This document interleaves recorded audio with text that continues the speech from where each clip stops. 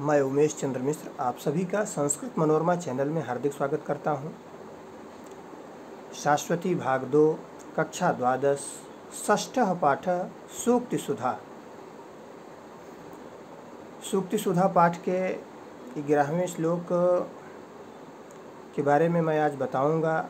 इसके पूर्व के जो भी श्लोक थे उसको वीडियो बनाकर मैंने आप तक पहुंचाया और आज अभी 11वां श्लोक मैं बताने जा रहा हूं।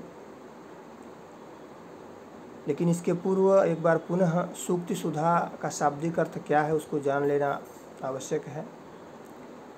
सूक्ति 2 पदों के योग से बना है। सु अर्थात सु और उक्ति। सु से तात्पर्य है सुंदर और उक्ति से तात्पर्य है वाणी या वचन। तो सु और उक्ति माने सुंदर वचन, दोनों जुड़ा दीर्घ संधि हुई हो गया सूक्ति सुधा। सुधा माने अमृत, सुंदर वचन रूपी अमृत। तो सूक्ति सुधा का जो 11वां श्लोक है वह नीति शतकम से लिया गया है। नीति शतकम का विद्वत पद्धति है, 11 पद्धतियाँ हैं, उसमें से एक विद्वत पद्धति है। उस विद्वत पद्धति से यह श्लोक लिया गया है। नीति शतकम भर्तृहरि की रचना है। भर्तृहरि की 3 रचनाएं हैं, नीति शतकम, वैराग्य शतकम, श्रृंगार शतकम। तो आगे हम लोग जो है कंटेंट की तरफ बढ़ते हैं जो हमने बनाया है और उसको देखते हैं।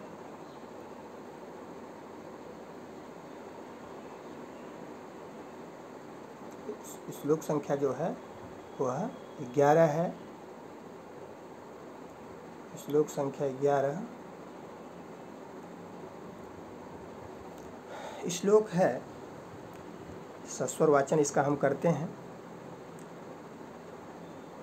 केयूराणिन भूषयन्ति पुरुषं हारान् चन्द्रोज्ज्वला न स्नानं न विलेपनं न कुसुमं नालंकृता मूर्धजा वाणेका समलंकरोति पुरुषं या संस्कृता धार्यते क्षीयन्ते खलु भूषणानि सततं वाग्भूषणं भूषणं वाग्भूषणं भूषणं।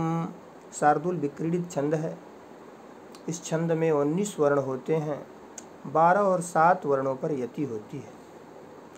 आइए इस श्लोक के अन्वय को देखते हैं। अन्वय क्या है एक बार पुनः जान लीजिए। अन्वय अर्थ के अनुरूप श्लोक के पदों को व्यवस्थित रूप दे देना, जिससे सरलतम ढंग से उसको समझा जा सके, उसका अर्थ निकाल सकें। अन्वय है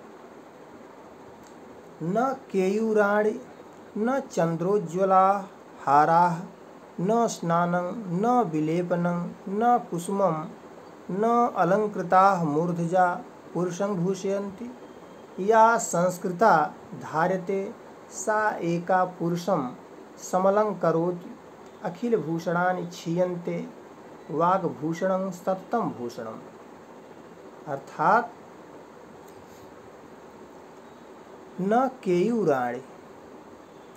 केयूराणि माने होता है बिजौटा। यह बाँह पर पहना जाता है आभूषण के रूप में। न बाँह पर बिजौटा पहनने से, न चंद्रोज्ज्वला हाराः, न तो चंद्रोज्ज्वला मतलब चंद्रः इव उज्ज्वलः, चंद्रमा के समान ज्वाज्वल्यमान, चंद्रमा के समान धवल। हाराः माने हार पहनने से, न चंद्रमा के समान धवल सुंदर हार पहनने से, न स्नानम न स्नान करने से, न विलेपनं न जो है लेपन करने से, शरीर पर चंदन इत्यादि का लेपन करने से, न कुसुमम न जो है पुष्प पहनने से, पुष्प लगाने से, न अलंकृताः मूर्धजा। मूर्धजा माने बाल। मूर्धनि जायन्ते इति मूर्धजा। जो मूर्धनि माने सिर पर से जो उत्पन्न हुए हों, ज माने उत्पन्न होना, जो सिर पर से उत्पन्न हुए हों अर्थात बाल, न बालों को अलंकृत करने से शोभा बढ़ती है। पुरुषं भूषयन्ति माने पुरुषों की शोभा जो है न तो बाँह पर बिजोटा पहनने से बढ़ती है, न चंद्रमा के समान ज्वाज्वल्यमान, चंद्रमा के समान धवल हार पहनने से बढ़ती है, न स्नान करने से बढ़ती है, न विलेपनम, न चंदन इत्यादि का लेपन करने से, न पुष्पगुच्छ लगाने से, न अलंकृता, न मूर्धजा, न जो है केशपाशों को सजाने से पुरुषों की शोभा बढ़ती है। पुरुषों की शोभा कैसे बढ़ती है? या संस्कृता धार्यते सा एका पुरुषम समलं करोति। संस्कृता माने परिष्कृत, शुद्ध वाणी के लिए आया है। वह परिष्कृत वाणी ही पुरुषं अलंकरोति। सा एका, एक वाणी ही ऐसी है जो कि पुरुषों की शोभा को बढ़ाती है।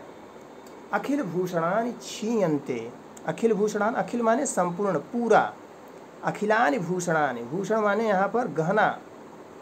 अखिलानि भूषणानि माने संपूर्ण आभूषण क्षीयन्ते। क्षीयन्ते माने काल क्रमेण नश्यन्ति, काल क्रम से जो नष्ट हो जाते हैं, समय आने पर सब नष्ट हो जाता है। अखिल भूषणानि, ये सभी जो आभूषण है वह सब समय आने पर नष्ट हो जाता है। लेकिन वाग भूषणम, वाग माने, वाक माने वाणी, वाक एवं भूषणम, वाणी नामक जो भूषण है वह सततम अर्थात निरंतरम, हमेशा, सदा। हाँ, वाणी नामक भूषण सदा वह विद्यमान रहता है, वह आभूषण कभी नष्ट नहीं होता है। सरलार्थ एक बार पुनः हम लोग देखते हैं कि बाँह पर बिजौटा पहनने से मनुष्य की शोभा नहीं होती, और चंद्रमा के समान ज्वाज्वल्यमान मुक्ताहार पहनने से ही नहीं होती, न स्नान करने से, न चंदनादि अंगराग लगाने से, न पुष्पमाला धारण करने से, न केशपाशों को सजाने से ही उसकी शोभा बढ़ती है। सुसंस्कृत वाणी ही एक वस्तु है जो मनुष्य को सुशोभित करती है। और सब भूषण तो नष्ट हो जाते हैं, लेकिन वाणी रूपी भूषण सदा बना रहता है, कभी नष्ट नहीं होता है। बात सही भी है। यहाँ कहने का तात्पर्य यही है कि वाणी ही ऐसा आभूषण है जो सदैव बना रहता है, कभी नष्ट नहीं होता। इसलिए हम सभी को वाणी के माध्यम से किसी को आहत नहीं करना चाहिए।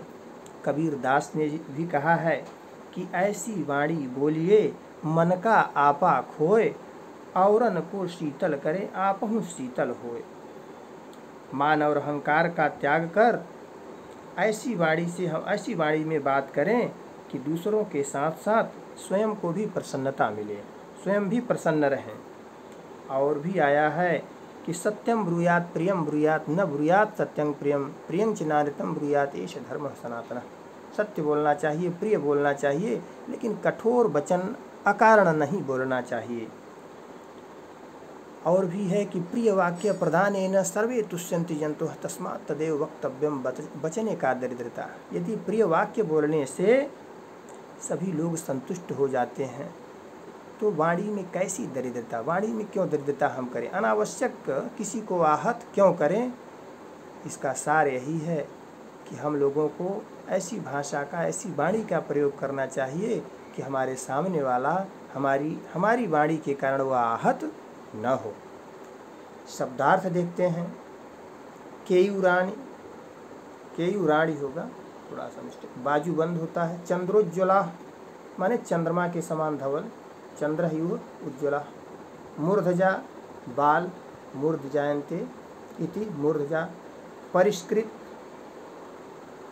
माने शुद्ध होगा, यहाँ पर नहीं दिया। अखिल भूषणानि, अखिलानि भूषणानि, हाँ, संपूर्ण आभूषण, सभी गहने। वाग भूषणम, वाक एव भूषणम, वाणी ही आभूषण, वाणी रूपी आभूषण, भूषण या गहना। सततम माने स्थायी या नित्य। इस प्रकार यह श्लोक पूरा हुआ। और दूसरे श्लोक के लिए आप हमारा जो है दूसरा वीडियो देखिए। धन्यवाद।